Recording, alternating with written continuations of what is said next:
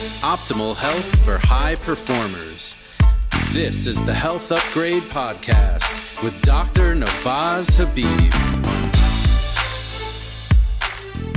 Hello, everybody. Welcome back to the Health Upgrade Podcast. We're very excited to have a very special guest here today. It's Dr. Marcus Cirelli. Thank you so much for joining us, Dr. Cirelli. Thanks for having me. We'd love to get started just hearing a little bit about your story, what got you into functional practice, how you came into experiencing the functional lifestyle, and understand what you do with your patients. Yeah. So my background is I'm a chiropractor by training. And what kind of got me into this whole realm is I was a patient myself at one point. I feel like most practitioners who are in this realm had some kind of their own health issues. And it really didn't trigger what was going on until I was actually about a year into practice. My last year chiropractic school, as you know, boards, finding a job, finishing all your exams. It was a lot of just stress on the body. And I started experiencing some health issues, kind of neglected them, didn't really pay much attention to them at the time. Kind of thought, I'm young, I'm, 20, 24 at the time. I can push through this, I'll be okay. Or 26 at the time. But then things started to get worse. I started practice, things got busy. I did notice my stress was a lot higher than what it should have been. And then I started getting digestive issues.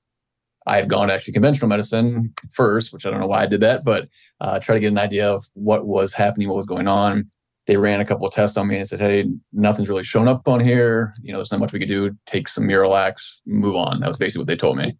So I actually, about a year into practice, Dr. Hyman, who's at the Cleveland Clinic right down the road from me here, he was speaking at the University of Akron. I went and saw him, and he was speaking about functional medicine, which I had never heard of at the time. It was all new for me. It really opened my eyes. I was like, okay, this is something that aligns with chiropractic. It's all, nutrition based. It's all lifestyle changes, which is what I was preaching anyways to my patients. So I kind of adapted these own principles into my own life, cleaned up my diet, cut out gluten, cut out dairy completely, started working on my stress levels, started to, get better sleep, started to move my body more. So all the stuff that I tell my patients to do, I was actually doing myself for once instead of, I was kind of my own worst enemy, I guess is the best way to look at it. And that's when things started to shift. I started to feel better. What I didn't realize though was that what was actually driving everything was kind of chronic stress in the body, just because of the boards, the finals, and then starting to practice. It was just a lot at one time. But yeah, it was the chronic stress that was driving my GI issues, my brain fog, my fatigue, all these symptoms that I was having. So once I realized how powerful functional medicine was, that's when I really adopted that, added that to my practice, and it's kind of been no looking back since then. A lot of parallels between your story and mine. Both chiropractors by training, both had our own health issues, both introduced to functional medicine by one of the main gurus in the functional space right now, and utilize the tools to fix ourselves. And so it's a really cool thing for me to hear the story from your perspective. It's so aligned to what I do and how I found these tools. And so tell me a little bit about how you implemented some of these strategies in practice with your patients and really started to implement that functional lifestyle. Yeah. So I was always preaching clean up your diet to people. As you guys know, our food today is totally different than what our grandparents ate, and it continues to get worse and worse. And we're lacking nutrients. Everything's processed. It's GMOs everywhere. So that's something I've always kind of preached. Find a local farmer, find someone that you trust, raising your own food, buy grass-fed cow or grass-fed, or pasture-raised pigs and things like that. So that's something I'd always done. And then I started incorporating more like the lifestyle. So it's like, let's make sure we're sleeping 8 hours a night, which the average American sleeps 5, which is crazy. And people wonder why they're sick and they have all these issues. The average person's sitting all day for at least 8 hours, and they go home, they sit on the couch even longer. So I started, incorporating, let's get some movement into our daily routine. But the biggest thing was I was always looking for, because everybody's under stress, no matter who you are. Even if you say you don't have stress, you have stress. You're lying to yourself if you say you don't have stress. That was the biggest piece that I was kind of missing and looking for. And I'd always knew about the vagus nerve, but never knew, what can I do to stimulate it? What can I do to help people shift back from that, fight or flight into that rest and digest state? So the more I was learning, more I was kind of researching on my own. The vagus nerve kept popping up. And I started real basic. Started with box breathing exercises and cold therapy and humming and chanting and gargling, the basic stuff. And now I know about this vagus nerve stimulator, which is a great thing and it's very powerful. So trying to incorporate that more. But those small changes actually make a huge difference. I mean, an amazing difference in people, especially from a stress standpoint. And a lot of the patients I see are high anxiety, a lot of digestive issues, which that's that vagus nerve firing more than what it should, and that fight or flight state. So really working on that's been a real game changer from a patient perspective too. Yeah, I love the fact that you're recognizing that it doesn't have to be dramatic changes in your lifestyle in order to affect really large changes. We often talk about the fact that the first 20% of your effort does 80% of the benefit, or it gets 80% of the job done. That's really true in this situation as well. One of the little things that I like to talk to people about is the parallel to training for a marathon. So I don't know, other people are just going to be listening to this or not seeing you. You look like you're in pretty good shape. And, I'm a runner and I've done a few marathons. And in the training for them, there's a technique called the Callaway technique, which is you run for 9 minutes and walk for 1 minute. And it seems like, wow, you're going to be walking, 20 plus times during this race. How are you possibly going to get a good time? And it turns out that 1 minute of walking that allows your body to not so much rest because you're still moving, but it allows it to help get rid of the lactic acid buildup that's in the muscles. And even though it's just 1 minute every 10 minutes, it can completely change your experience of running long distance. I say the same thing to people who are living in this Western modern world where you have stresses and you're constantly connected and you're always having demands on you, whether they be work, family, personal, otherwise. And what I tell people is, I said, just look at the clock. And when it gets to 9:55 in the morning, 10:55, 11:55, take the 5 minutes from 9:55 to 10 o'clock and do that every hour. And just during that time, do a little check-in. Check in with your body, check in with your mind, check in with just something as simple as, do you have to go to the bathroom? Have you been waiting to go to the bathroom for 3 hours? That's not such a good thing. Go to the bathroom. Or do you need a drink of water? Do you need to stretch? Do you need to, and in fact, I would suggest doing some stretching, doing some deep breathing, doing something during those 5 minutes to let your body come down off that stressed state where you might be grinding your teeth even, and chill out. And when you do that, that allows your body, even just for a few minutes, to be in that rest, digest, and restore state. That can be enough to hit the reset button and allow your body to handle the stress. Absolutely. Yep. And don't get on your phone. I tell people that all the time. You're going to use 5 minutes, stay off your phone. That's not a relaxing thing. That's going to cause more stress. So, but I agree with you. And that's what's 5 minutes. 5 minutes is nothing, over the course of your day. That's not much at all. You're going to get that back in the next 15 minutes easily because you're going to be more focused. You're going to be more creative, more productive. So don't view it as a lost 5 minutes. View it as a gained hour or two by the end of your day because you took the time. Yep, absolutely. I agree with you there 100%. So with respect to diet and some of the things that because that's clearly where you started, what are some of the things that you're suggesting? You clearly said avoid, GMO food, get something that's really still got the nutrients in it, local farmer, that sort of thing. What are some of the things you advise people, and how do you get them to do it? What are some of your tricks to get people to do that? Because changing diet is a very difficult thing to get people to do. That's by far the hardest thing, for sure. I mean, no doubt about it. And especially today, because there's so much confusion. I mean, there's a million diets out there. And I had a guy come in, I'll never forget this. This is probably a couple months ago. He ate nothing but potatoes for like 3 weeks straight. I'd never heard of this diet before. I thought I heard everything. And you only eat potatoes. And I'm like, oh, but I lost 40 pounds. And I was like, well, how do you feel? And he's like, well, I feel like crap. I'm like, well, no kidding. What do you expect? I mean, that's going to be, yeah. But the easiest thing, what I usually start people with is more like a paleo type diet. That's kind of my shift to go towards, because then you're eating, you're cutting out the dairy, the gluten, and the sugar. Those are the big 3 inflammatory foods. I always start with those. And I tell people, I have a pyramid, a picture that I show them. This is by far the easiest diet we can start with. We can always get more restrictive, but let's start here. Let's see how your body reacts, see how you respond. I always provide them with a ton of resources. So recipes, a shopping list too, because I try to make it as easy as possible for them. If it's a male patient, I try to bring the spouse in, because usually she's the one that's doing the cooking, or at least contact her, have my nutritionist contact her, so she's kind of aware of what's going on too. But that's where I usually like to start. It's more like a paleo type diet. This way I'm removing those inflammatory foods. Increasing water intake is a huge one. So many people are chronically dehydrated and have no idea. And that's leading to a lot of these digestive issues and brain fog, fatigue, things like that. But yeah, that's where I like to shift. And then I'm always trying to sprinkle in, let's eat local. Let's try to get what's in season as much as we can. People don't realize that once something's picked, say you pick an avocado, within 3 days, it's losing 30% of those nutrients. So you're losing so much. So by the time it goes from Mexico to Ohio and it sits on the shelf for, a week before you take it, you've lost 70% of the nutrients that's in there to begin with. So that's where trying to eat as local as possible is important. And I do have some local farmers and CSAs in the area, so I'm always handing out their cards to try to get my patients to kind of shift to them as well. One of the things about sugar, because I'm a big believer that there's 50 different types of sugar out there, and your body can use some of it very well, and it's actually useful. Other types of sugar are really toxic and are going to damage you. Unfortunately, most of the ones that are toxic and are being pumped into foods left and right by the big food companies. But I've recently, and this is really as a result of reading a book about mitochondrial health, been starting to use D-ribose as my sweetener, as opposed to standard Domino sugar.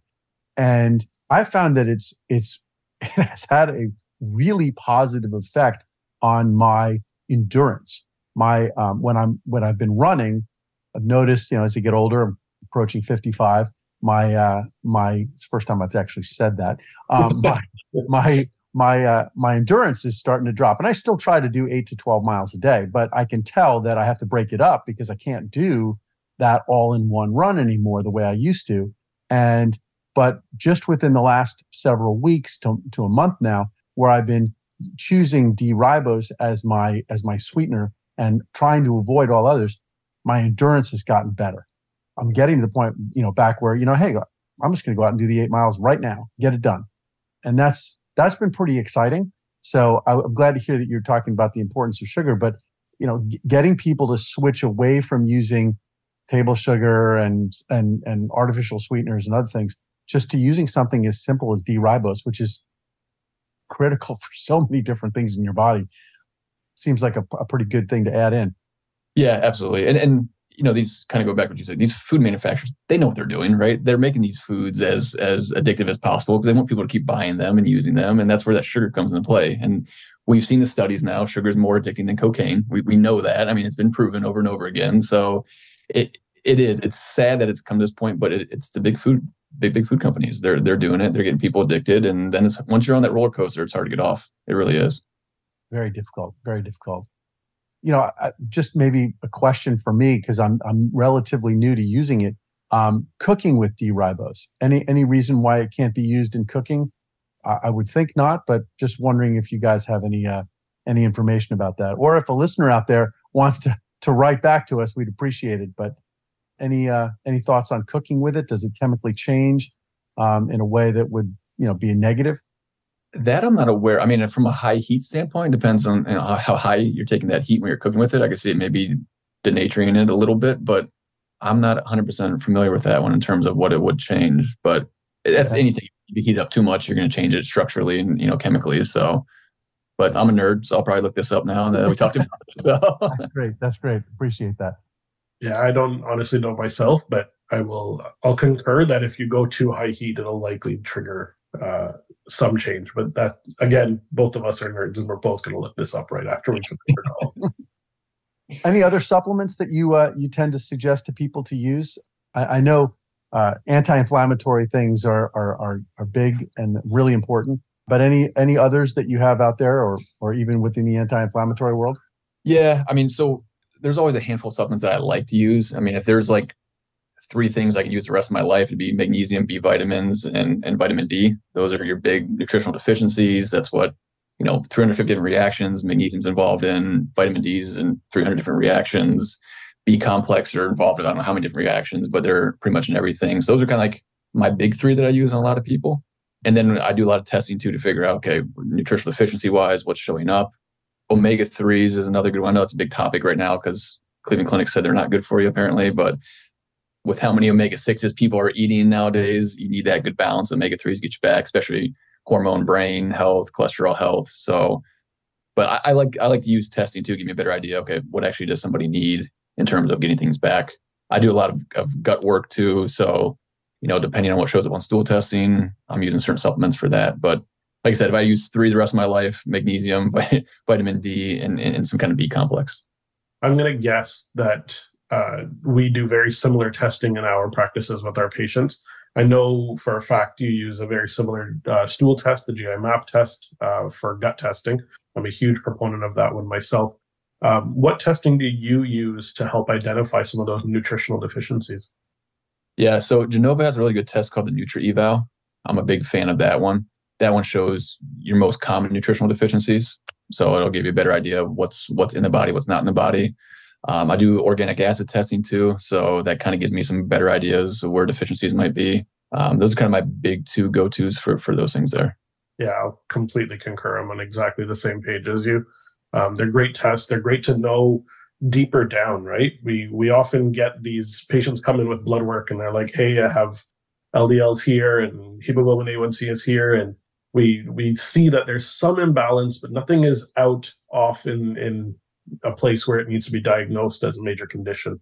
But there are some suboptimal findings. And what I find nutritional, like Nutrival or organic acid testing to be really capable of is helping to identify those one level down deeper nutritional deficiencies that are affecting mitochondrial function, that are affecting detoxification in the liver, that are affecting specific nutritional deficiencies that are required for a lot of cellular processes. And when the cells get the nutrients that they require, then they're capable of doing the work that they need to do, right? And mitochondria being this broad set within this whole area, that's such an important area to get the nutrients into. And I know B vitamins are a huge piece of that. Amino acids being a big piece of that whole Krebs cycle and electron transport chain pathway. So I completely concur with regards to the testing and being able to identify what the reason for those suboptimal findings might be, or catching it before it becomes a finding on blood work. Right. And I think that's a lot of people are aiming towards now, is catching things before they become an issue, right? That's what I think COVID's kind of made that shift with a lot of people, which is a positive, and that's how you should look at your health. But I think prevention is going to be kind of the key moving forward here with a lot of people, especially people 50 and younger. They kind of want that. Okay, I don't want to have neurological diseases and dementia and Alzheimer's. So what can I do now to help prevent those things? I think that's going to be huge. You were talking about mitochondrial health, and I'm on a bit of a kick about mitochondria right now, diving into mitochondrial theory of aging, et cetera. One of the supplements that I'm also now taking as a result of that research is CoQ10. Obviously, very important in the electron transport chain. And apparently 90% of the population is deficient in their CoQ10 intake. So is that something that you oftentimes see or test for, or just advise people to make certain that they're taking CoQ10? Yeah, CoQ10 is a big one. So number one, if somebody's on a statin 100%, like you're taking CoQ10, I don't care who you are. If you're taking statin, you need this by far. The organic acid test does kind of give you a general idea if that might be needed. So carnitine, alpha lipoic acid, CoQ10, those are kind of the big ones. It doesn't show me on testing, but NAD or NMN is also a very good supplement too for mitochondrial health. So if I see that the mitochondrial markers are shifting or low, I usually start with like an NMN first. But CoQ10 is another great one. Alpha lipoic acid, carnitine, all these things are great to help stimulate that mitochondria get working again. So there's lots of options out there. Right. Sure. Yeah. PQQ also, I think, is PQQ, usually included with the CoQ10, usually a little bit. Resveratrol is another good one that's gaining a lot of popularity recently too. So the research shows NMN and resveratrol together, that going from here to here is such much more benefit to it. So trying to layer those guys in together is a great thing. What's your take on aging and antioxidants versus mitochondrial theory? Although I think they're probably two sides of the same coin. Any just intuition in your mind about that? Yeah, I mean, I always tell people, we're all aging, right? And you can't stop it, you can't prevent it, but can you slow it down and make yourself healthier and prevent some of these things like Alzheimer's, dementia? Absolutely. But that's just, that goes beyond just supplements. That's your whole lifestyle. That's the sleep component we talked about, the exercise component, toxin exposure and avoidance. That's a huge one too, in terms of damaging mitochondria and increasing aging. And then diet plays a big role in that. So all those combinations, they go together. But increasing antioxidants is a great thing. Protecting your cells as much as you can. Why not? It can only help. But unfortunately, we're all aging. We're all going to die at some point. I think there's some, I don't want to say gurus or influencers out there, but like Dave Asbury, for instance, thinks he's going to live to 180 years old, which to me is, hey, by all means, that's fine. But I'm when it comes to aging, I'd rather have my quality of life versus, the quantity. And I think so many people right now are more stuck in that quantity aspect versus the quality. I've had 3 grandparents have Alzheimer's, and seeing that is a big motivation for me not to lead down that road. So it makes you want to take care of yourself a little bit better. And I always tell people, if you really want to take care of yourself, go to a retirement home and see how people live. You're in a box this big. No one ever comes to visit you. You don't know who you are anymore. You're in diapers. That should be enough to kind of scare you and make you want to take better care of yourself. For sure. Yeah. Completely agree with that as well. And just to kind of point to some of those nutritional challenges that we tend to have because diet is not ideal. And there's such an important missing piece in the conventional system that functional practitioners are very focused on, and that is gut health. Where do you find that there are particular findings or things that you've noticed in practice that you find on a GI map or a stool test that really do link to a lot of these nutritional deficiencies? Yeah. So organ function wise, right? I mean, I think from like an absorption standpoint, if you look at the GI map and you see maybe there's low stomach acid, for instance, okay, you can almost guarantee there's going to be B12 deficiency, magnesium, zinc. You'll see those kind of deficiencies. If there's some kind of, leaky gut or intestinal hyperpermeability, you can almost guarantee there's going to be a ton of deficiencies there. If the gallbladder is not working the right way, then you're going to see, your fat soluble vitamins being low. So there's a lot of correlation there, definitely. So I'm always looking at, okay, what's organ function like first, kind of give me an idea. And then if the microbiome's off, you're not going to be producing B12 or K2 the right way. So there's a lot of connections there with deficiencies. Yeah, no question about it. There needs to be a good functioning gut, and that microbiome connection is so important to being able to absorb those nutrients. We need to have a symbiotic relationship with those bacteria. And I'll just kind of point to a couple things that I'll often find. It's less commonly, but it does happen quite a bit still, that there are excessive levels of dysbiotic or overgrowth bacteria, guys that really shouldn't be there. But what I find more often than not is actually a lack of the good guys, the keystone commensal bacteria, the guys that need to be there to help maintain that symbiotic relationship. And when they're lacking, what we often are getting is the inability to absorb these ideal foods, right? And the leaky gut and intestinal hyperpermeability challenges occur way more commonly, especially now with the new research on Akkermansia muciniphila and Faecalibacterium prausnitzii. And we're seeing like the difference between probiotic supports with lactobacillus and bifidobacter being the primary strains that are present in all of these probiotics out there, but they're missing a lot of these important areas that are now able to be tested for. So more commonly than not, I'll find that there are low levels of good bacteria, low levels of necessary bacteria. And when that happens, we then have poor organ function, poor absorption, and bigger challenges occurring. I agree with you 100% there. Yeah. Yep. And of course, leaky gut leads to inflammation, and inflammation is really at the core of every ill that we have. I mean, we wouldn't feel bad if it weren't for inflammation. We can have things going wrong with us that we don't feel, but it's when the inflammation arises that you actually start to experience and perceive the illness itself. So in terms of ways of reducing inflammation, what are some of the key techniques, key go-to products or go-to strategies that you use? Yeah. So from a supplement standpoint, I'm a big fan of curcumin, turmeric. Pure Encapsulation makes a really good product called Curcumazorb. That's probably one of my favorite ones. I tend to use that a lot. Your omegas are a good anti-inflammatory too. So I'm also a big fan of Boswellia, as long as the patient can handle it okay. So Boswellia, probably my number 2, number 3 anti-inflammatory that I use. But then, where's this inflammation coming from? What's driving it? A lot of times it's going back to that diet. What are you eating? What kind of inflammatory foods are you putting in your body? Where's that food coming from? What kind of chemicals is your body not recognizing and be able to break down that's driving that to begin with? So I'm always trying to preach, all right, let's start with, a good clean diet first, reduce as much inflammation through that, and then we can kind of layer those supplements on top of it if we need to. Excellent. Anything that you think from a lifestyle change? I mean, exercise is obviously good, sleep, things like that. Anything else that you suggest to people? I mean, obviously getting people to gargle for 20 minutes isn't the solution usually, or Gregorian chants. But what other things do you suggest?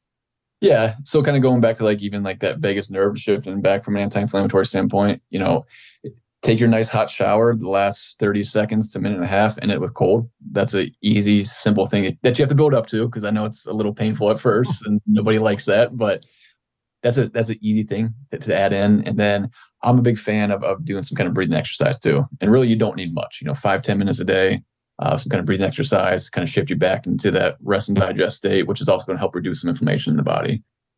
So those are kind of my easy, and these are free things too. People don't realize you don't have to go out and spend, $100 on supplements to do these things. These are easy and free, and you can do them at home.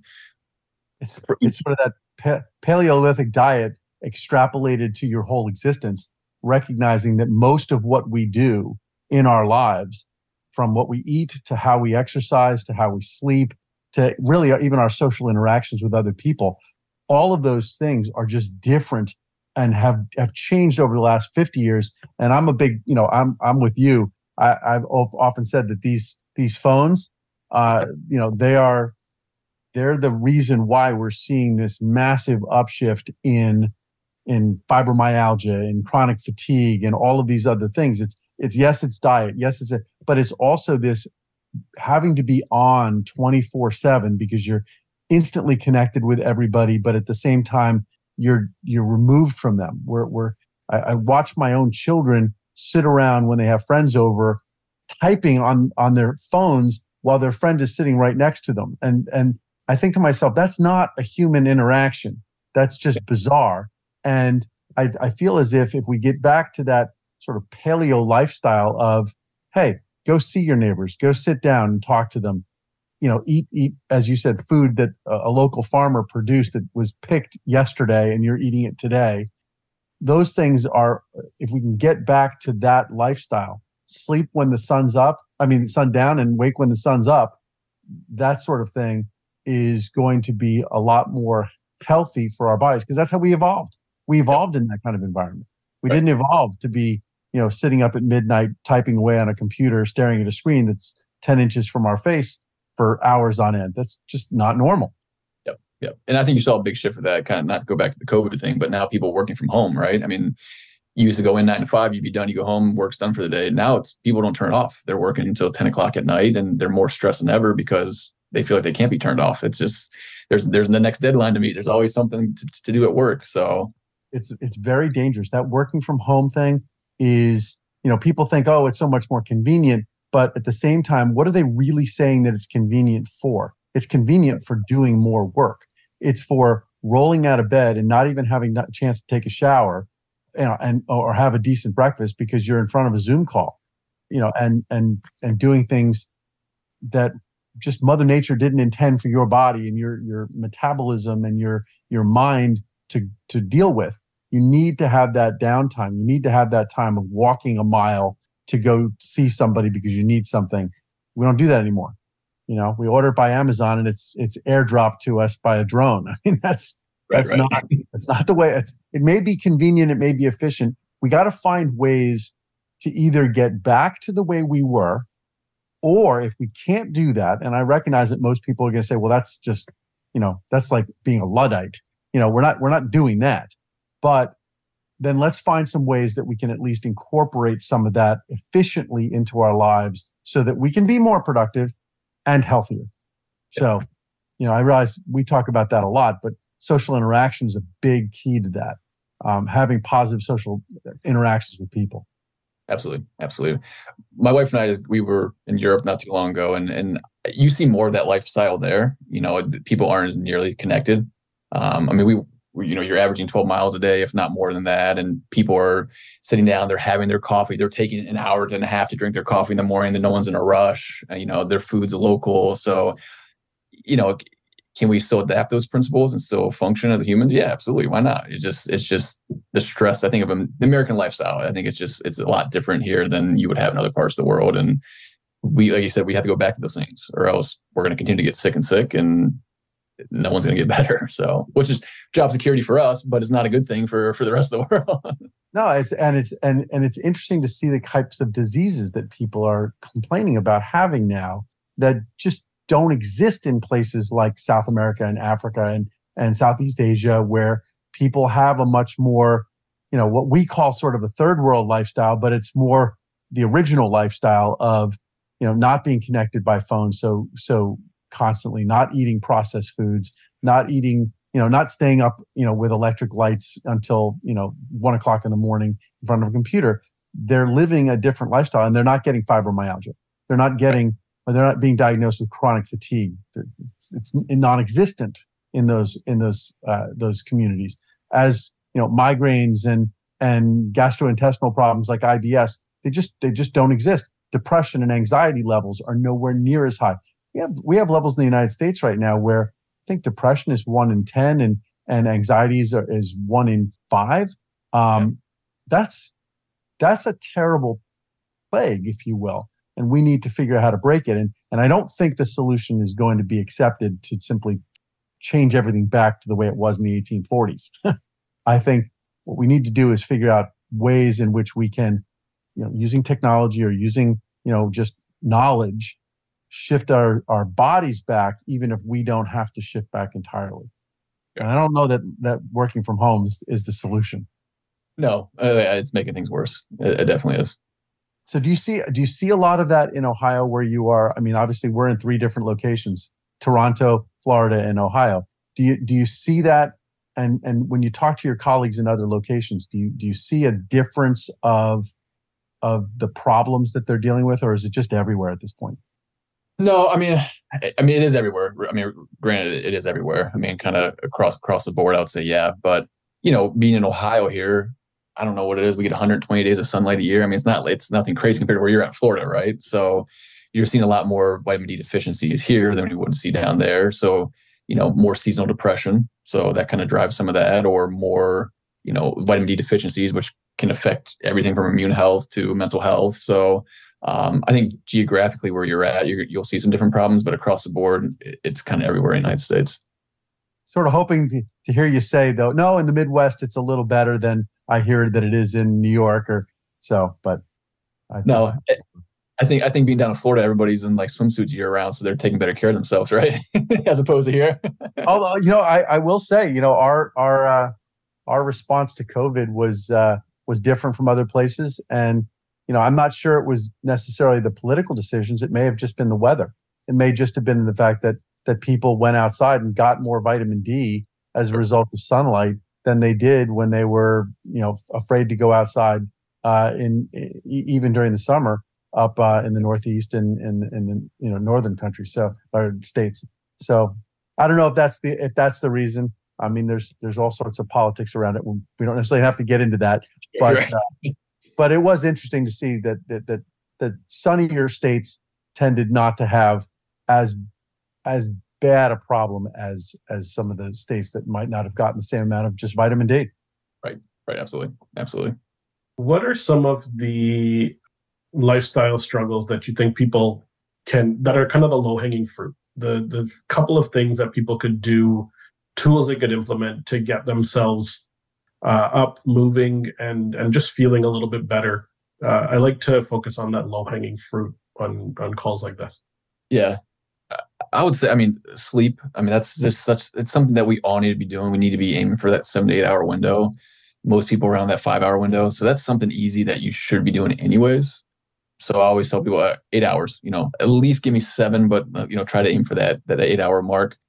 An exercise standpoint, I'd like to have people just do a 10-minute walk after their meals. So great for blood sugar, great for increasing energy production, will help out with sleep. So those are easy things you can add in.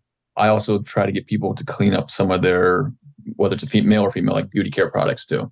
So trying to swap to something a little more organic or natural. I always use the resource, the EWG Clean Beauty. I don't know if you guys are familiar with it. Yeah. That's a good place to start, where I have them plug in their top 5 things they use every single day. So usually it's going to be some kind of shampoo, body wash, females like a foundation. Look and see what's in there, see what it's doing to your body. And then the good thing is they give you alternatives to swap too. So, but those 5 things, you don't need to go and throw everything away and start from scratch, but at least those 5 big things that you use every single day, start with those and then kind of swap those out for cleaner things. That alone will make a difference. And then getting out in the sunlight, that's probably one of my favorite things too. Just especially barefoot out in the sunlight, that's even better. People sit inside all day. I just don't get it. They can't get outside. It's like they're going to melt or something. But yeah, getting out in the morning sun is a huge thing too. That better mood quality is going to help you sleep at night. I mean, there's so many different benefits just getting that morning sunlight. So those are kind of easy things to start with. I mean, there's a list of millions of them, but those are kind of the low hanging fruit, like you said.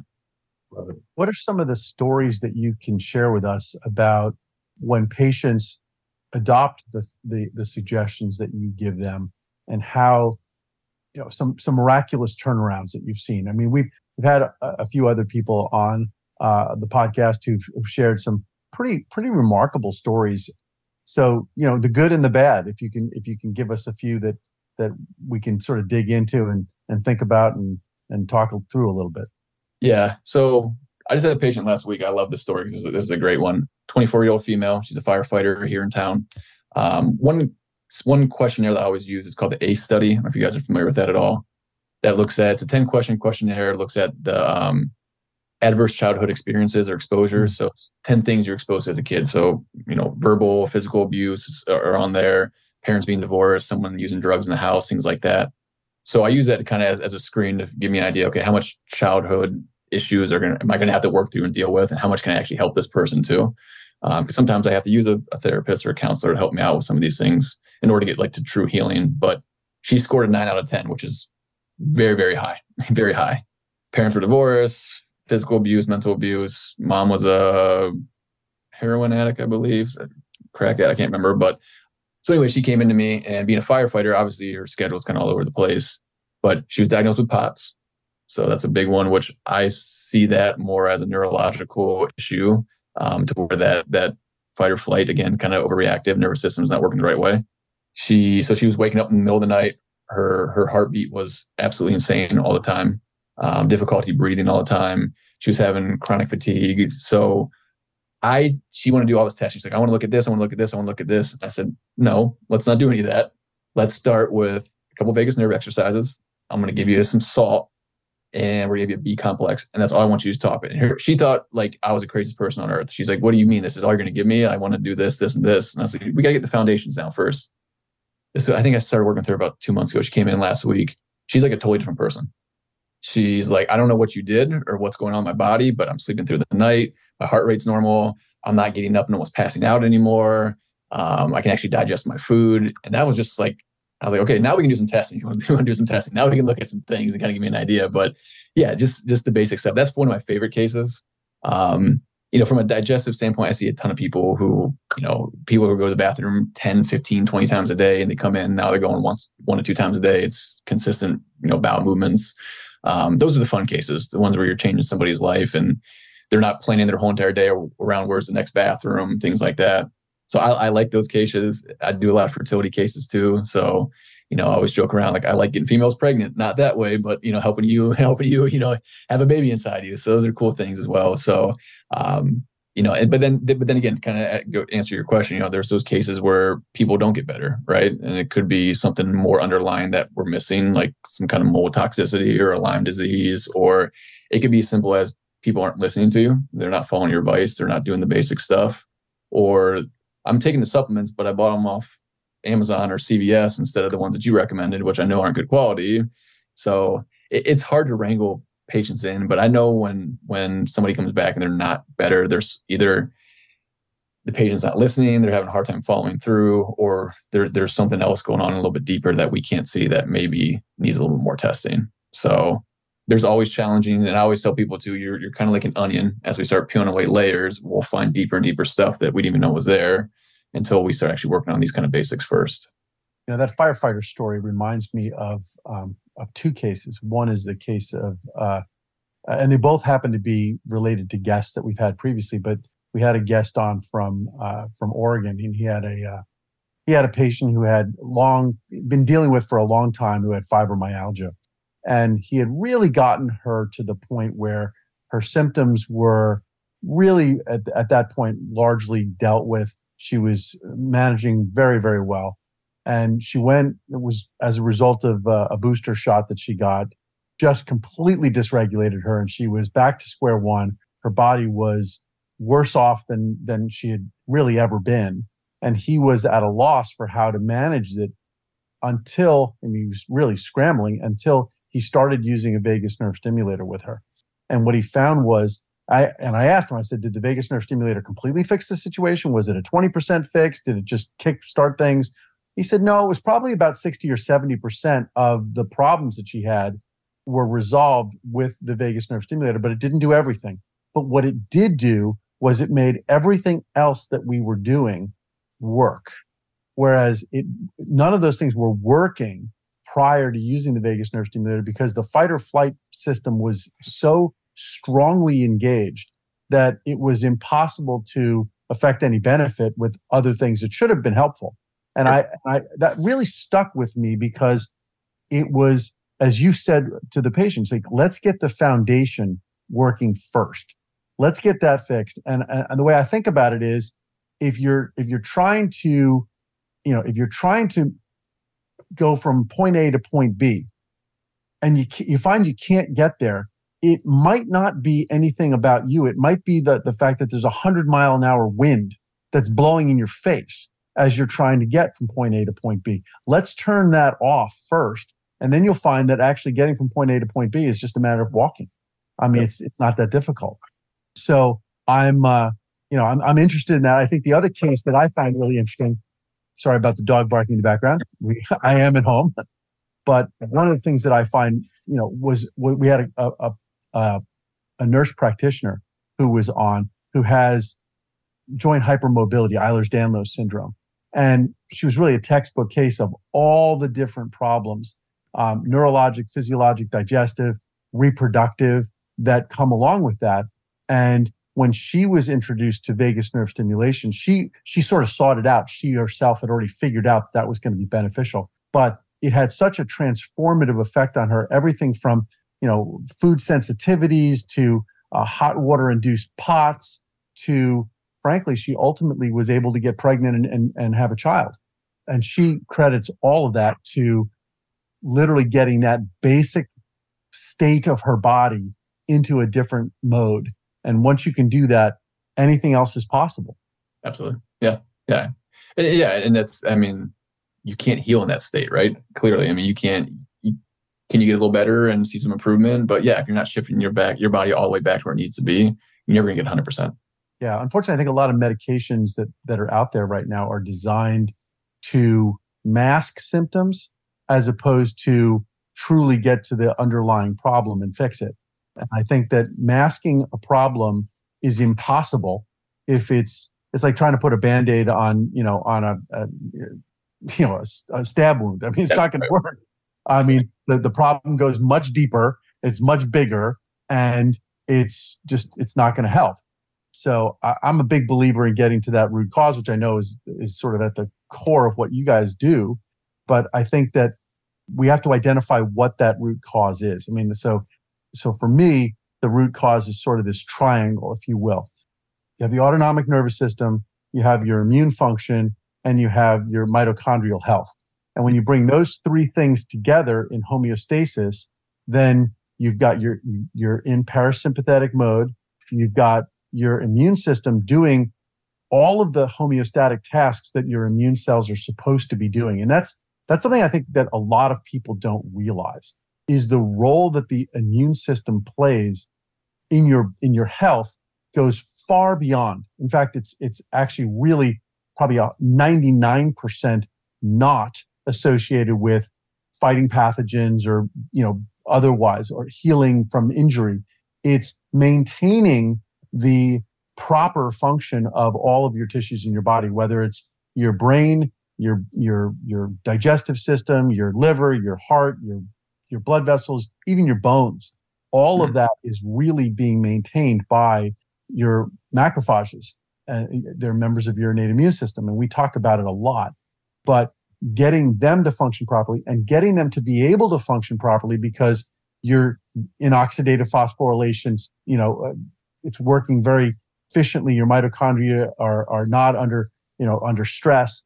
But if you get into that inflamed state, that parasympathetic or the sympathetically activated state where you're in fight or flight mode, everything just devolves.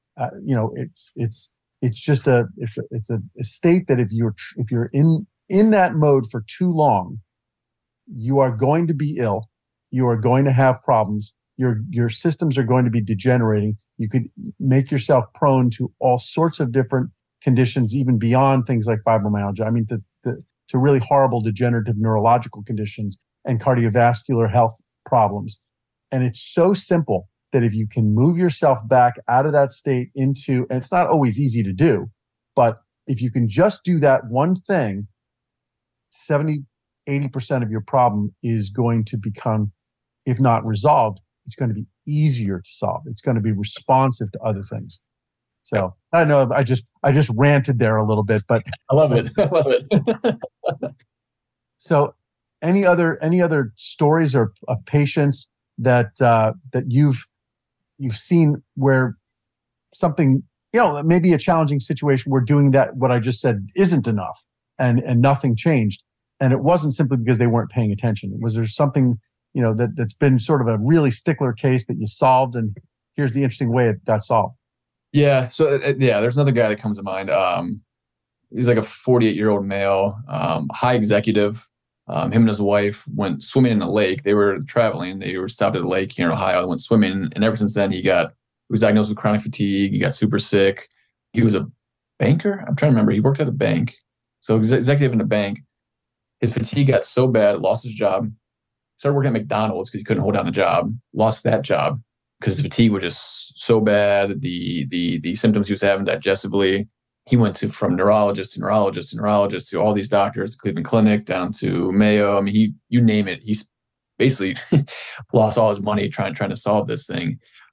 And I told him, I was like, well, you probably got a parasite. He had all these parasites tests rolled out and this and that. And I'm like, no, you probably still have a parasite, even though they told you no. And on top of this, obviously, this was causing chronic stress in his body, right? He lost pretty much his life savings trying to figure this out. He lost a really good paying job trying to figure this out. So on top of this, the stress just coupled and kind of crippled him. So we started working on doing some parasite cleansing, things like that. He was getting better. But I told him, I said, hey, you have to work on this stress component of this too, because obviously over the last 2 years, you're trying to figure this out. Your stress has gone through the roof. You sold your house, you sold your car, you lost all your life savings, you've lost your job now. So that was one case where I got him somewhat better through the parasite cleansing and we did good. But that's where like the final hump or kind of getting more of the edge there was working on that vagus nerve, get him shifted into that, that rest and digest as best as possible. So that's another case that was good, but it took a while to figure out because, in the back of my mind, I'm focusing on parasites, not focusing on, okay, what about your lifestyle that you've lost, the money that you've lost, the car, the house. Luckily, your wife stayed with you through this whole thing. But once we finally layered in that part of working on his stress levels and knocking things down, that's when he finally got over the hump. He's back to working a job now. He's building his wealth back up, which is good. He's back into the bank. So those are good things. You don't always get credit for those things, but and when I told him he had a parasite, he's like, no, neurologist rolled these things out. You're crazy. I don't have that. I'm like, come on, man, just listen to me. Like, let me, what else you have to lose at this point? You have nothing. You tried everything else. You spent all this money on all these other medications and all these other testing. So let's just do this. And I didn't even test him for parasites. I said, hey, let's just do this and do a killing. And then later in, like I said, that last piece of that stress component, that was the huge kind of breakthrough that got him over the edge. It's funny that reminds me of a story that, again, one of the really great mentors for me along the way on this path of learning about functional medicine and integrative medicine is another chiropractor, Dr. David Yoder, who I remember, this is years ago, he told me a story that sort of flipped the switch for me. He was talking about a patient he had who was probably in his early 60s, relatively good shape man, had this sort of impossible to solve problem of a rash on his legs. It was painful. It prevented him from being able to, exercise at times. It was always an irritant. It was causing him really, it was debilitating for him. And he had gone to all sorts of dermatologists and other people to try to figure out whether or not it was, anything from, a dermatological problem to a cardiovascular problem to whatever. And he showed up, and the very first question that David Yoder asked was, it was sort of a twist on the how long has this been happening. He said, what was happening in your life when this started? And the guy went back years in his mind, and he said, it started, and he relayed this horrible story about how he had been called from Northern California down to Southern California to try to find out what had happened to his son. They were searching for his son. The police, it wasn't long enough that the police were involved, but he went down to LA and found that his son had committed suicide and was in his apartment. And it had been several days, and it had gotten really kind of unseemly. It was really not a very pleasant situation, and that there had been bugs, and that he had been bitten by the bugs, and he had to be there while the police were going through the scene, et cetera. And that it was really, that was the beginning of when he had this rash. So rather than think, okay, well, maybe there's a parasite associated with a bug he said, have you been through grief counseling for that horrible situation? I'm sorry that happened in your life, but have you been through grief counseling? And the man broke down and he said no, that he had never been through any kind of neurological or psychological completion of that horrible time in his life. And within days of beginning grief therapy, the rash completely cleared up. Yeah. I mean, it's that idea that we talk about fight or flight a lot with that sympathetic activation, but there's a third piece of it, which is freeze, fight, flight, or freeze. And in situations where you have that severe a psychological trauma, it is literally possible for your body to freeze in that state that he was in. And it wasn't until he was able to thaw out, if you will, from that and relieve himself of that psychological problem, that trauma, that his body was able to heal. So I found that to be a really, almost unbelievable, but fascinating story about the power of the nervous system to control the body and the immune system, which I had known before, but it really hit home with that story. Yeah, stored emotions. Yeah, stored emotions. You get that a lot, right? And I've seen that in patients where it's like, okay, we're working on one thing. Well, all of a sudden my hip pain's gone, which you never even told me about to begin with. But as we start working on your stress levels and working on some of these things, other parts of the body start to improve that I had no idea even, that we were working on to begin with. So you do see these emotions stored a lot, especially in chiropractic work. You see that a lot too. Things that come up from childhood. That's like, I've had patients cry on my table before. I'm like, what's going on? They're like, well, you helped me with this that we didn't even know I was working on to begin with. But, you adjust someone's atlas and then they're all of a sudden they have flashbacks of something from childhood. And it's amazing what the body keeps score, like that classic book. It's so true. And you don't realize the impact you have on somebody until like these things start popping up and people start sharing those things with you. Yeah, we all have these open wounds, right? And sometimes those wounds are so deep, and we need to heal wounds. And when we think of these wounds, we think of them in a physical manifestation, but a lot of them are open emotional wounds that need closure. And in this case, JP, that you're talking about from David Yoder, very clearly it was an open wound that had not yet been closed or not had any support to be able to close. It had been in a state, or his body had been in such a state that it was unable to close up. And once he was able to start doing the work of feeling that closure occur, that his body was able to actually repair and recover. Yeah, it's funny that even I'm a stickler for language, and I love the fact that we use the term emotional wound. And when you have when you fall down and skin your knee, there's a wound on your knee, and it's not surprising to us that our immune system gets involved in healing that wound. But when we have an emotional trauma, we don't automatically think about the fact that the immune system is activated. The immune system responds to stress. It responds to stress, whether it's emotional, mental, physical, any kind of stress, it's going to respond. Sleep deprivation is a stress that activates the immune system just the same way, an emotional trauma does. A physical abuse as a child, and that memory and that PTSD is triggering an immune response. So it's not, to me, I now realize that if you can solve the emotional problem, at the neurologic level, you're also going to solve the immune problem. Because, and again, it may be seem like it's a different part of the body where you're experiencing that problem, but yet at the same time, we don't have a problem thinking about the fact that when we have a respiratory infection, where there's a virus in our respiratory tract, that it might make us, have aches and pains in our lower back and our legs, or might make our stomach upset and give us nausea. It might give us a headache. Why is a virus that's sitting here somewhere in our trachea causing my ankle, to hurt the way it did when I sprained it 4 years ago? Why am I suddenly having these pains? It's because inflammation isn't just localized. There's messaging that either is happening through the circulation or through the nervous system that's activating almost a parallel experience immunologically in our central nervous system. That's what brain fog is all about. We talk about brain fog as a result of things like rheumatoid arthritis, or brain fog associated with COVID. Now, these things, there's an effect on the central nervous system that parallels what's happening in the body. A great animal study and then I promise I won't monologue.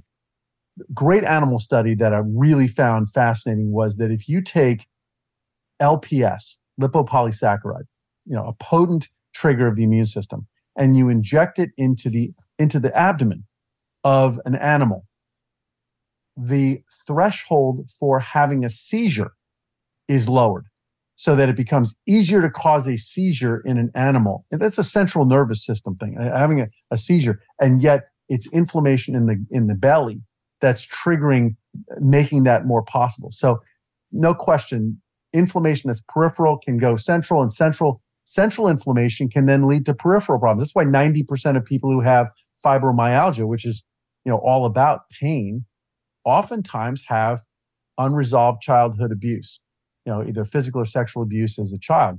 And that is something that's it's not physically happening to the person anymore, but it's still existing in the central nervous system. And as a result, it's having an immune effect up here that's having an effect on the body in terms of pain. Anyway, with your, I'm sure you have fibromyalgia patients, because it's 3 to 5% of the population. What are some of the tricks of the trade that you have on dealing with fibromyalgia? Because that's, it's amazing to me that the responses that I get on social media, so many of them, such a disproportionate number of those people who are actively looking for help are talking about fibromyalgia. So I'm just wondering if you've got any tricks of the trade that we could share. Yeah, I see a lot of yeast overgrowth with fibromyalgia. So I'll see a lot of those. That's a pretty common thing, especially, through gut testing. So I'm always looking at the gut. I want to figure out what's going on there, from an immune standpoint, from an inflammation standpoint, and then looking at things like yeast or funguses. I always try to jump to some kind of mitochondrial support. So, we do NAD drips in here, or NAD injections, or even I'll have somebody take an NMN, not prescription, but supplementation, just to start working on building things back up. Usually we'll do some kind of amino acid therapy too. So usually that's in supplement form as well. We're having them taking that daily, just kind of stimulate those mitochondria and get those working. But again, I'm always looking at the gut too. I want to figure out what's going on in there. If it is a yeast thing, then we go into, a yeast protocol. I also see a lot of liver detox problems there too. So that's a big one I'll see. Toxins get stored in the body, which then can damage the mitochondria, which then can cause these symptoms to come about. So, at least historically, what I see, a lot, female is obviously more common with fibromyalgia. Female is more prone to gallbladder and liver issues. So those kind of go hand in hand with that too. But those are the big ones I'm looking at: mitochondrial health, gut health from a yeast standpoint, and then liver detoxification. So I'm always looking at those guys to figure out where things are. What about melatonin? We've talked on the podcast about the importance of melatonin as sort of you start with tryptophan as one of those amino acids, serotonin production gets distorted based on inflammation. If you don't make serotonin, you don't have melatonin, and melatonin is such an important component of mitochondrial health. Do you do any supplementation of melatonin, or how do you deal with that? Yeah, that's a good question. Personally, I don't use a lot of melatonin. That's kind of like my last kind of go-to, especially if it's a sleep issue thing.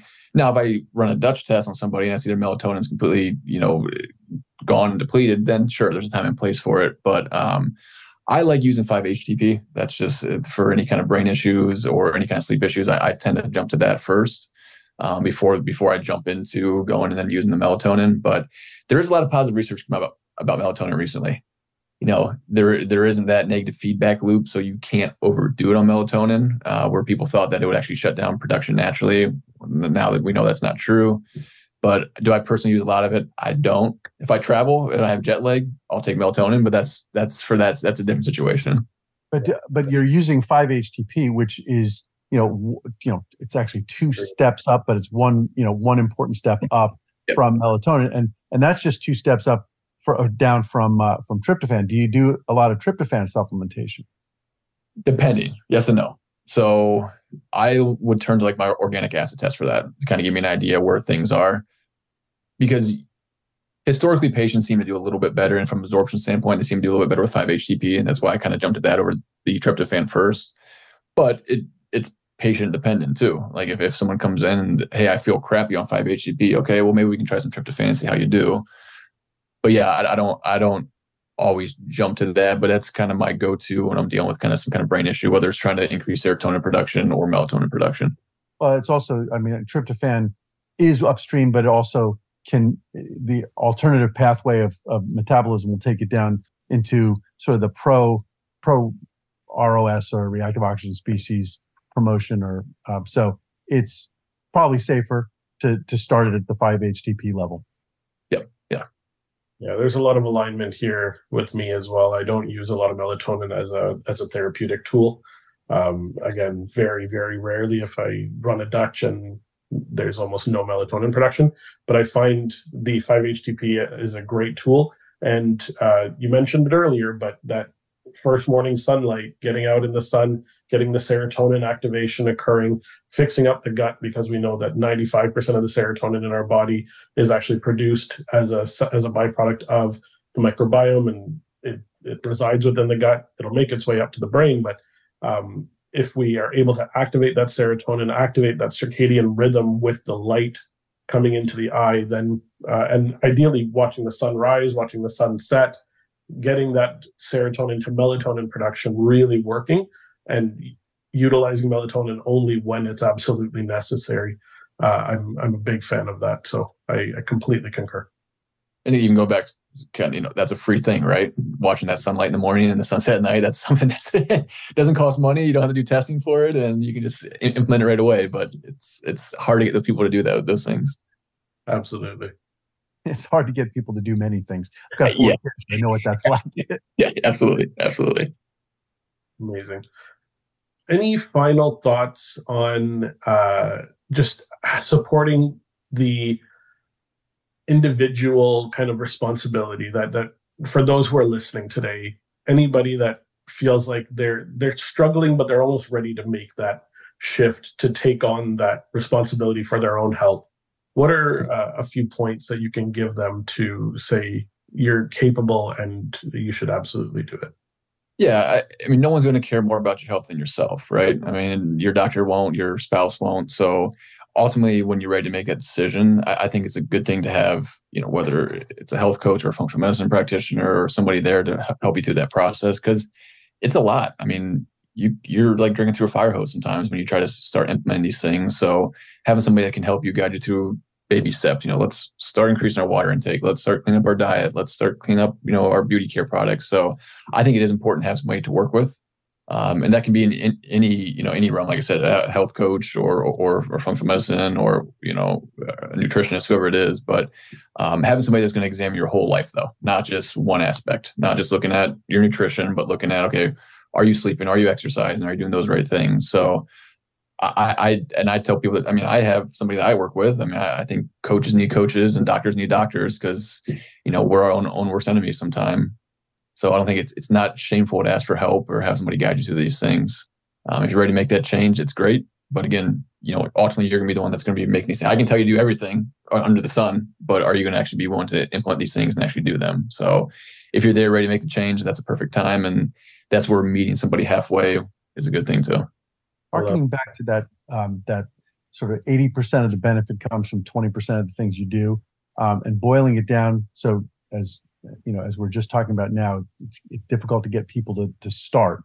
Once that inertia is overcome and you're starting to move, then maybe you can keep the ball rolling if there's positive feedback. What would be, if you had to boil it down to, and I think you sort of hinted at this earlier, but if you had to boil it down to the top 3 or 5 things, on one hand, what are the, what's the thumb, the index finger, right down the top 5 things that you say to people, you got to do this. It's relatively simple to do.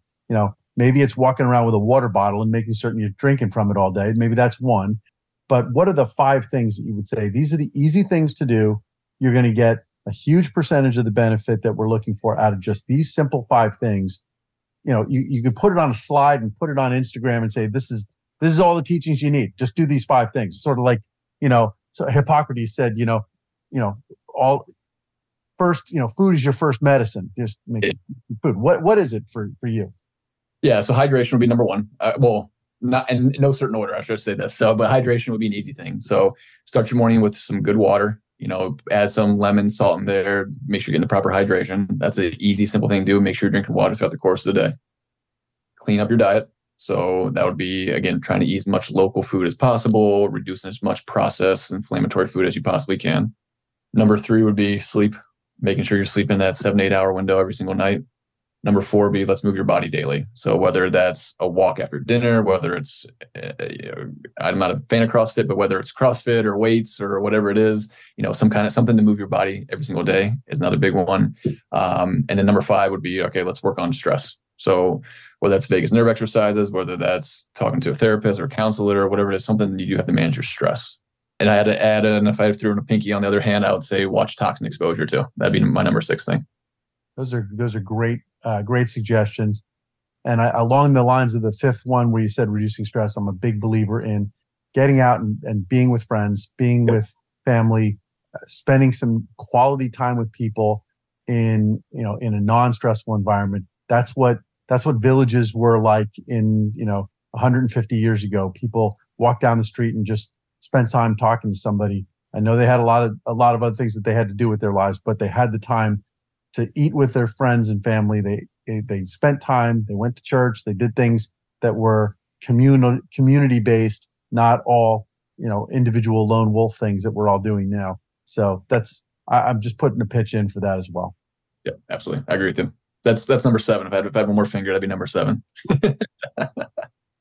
Love it. These are all great strategies. I'm really, really honored to have had you on here for our recording today. And for those who are still listening, thanks for coming through here. And please share this episode with anybody that you feel could utilize this information. And once again, thank you so much for joining, Dr. Cirelli.